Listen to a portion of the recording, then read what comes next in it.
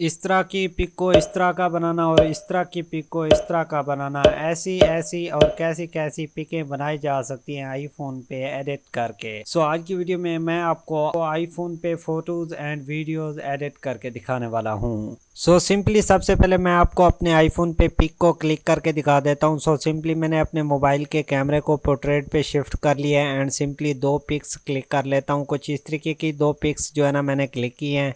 ये pics click करने के बाद सिंपली आपने आईफोन के फ़ोटोज़ सेक्शन में चले जाना है एंड सिंपली एडिट वाले ऑप्शन पे क्लिक करना है।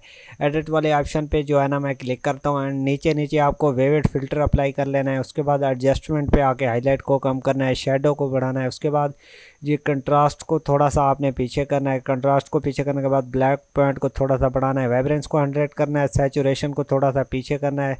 सैचुरेशन को पीछे करने के बाद आप आगे चले जाएंगे। आगे चले जाने के बाद वार्मथ को थोड़ा सा पीछे करना है। टिंट को थोड़ा सा बढ़ाना है। टिंट को थोड़ा सा बढ़ाने के बाद टिंट को थोड़ा सा बढ़ाना है एंड टिंट को बढ़ाने के बाद मैं आगे चला जाता हूँ। आगे एक पॉइंट खड़ा है जी विग्नेट का, इसे आपने थोड़ा सा पीछे कर देना है या आगे कर दें। जहाँ पे आपकी पिक अच्छी लगे वहाँ पे आपने सेट करके डन कर देना है।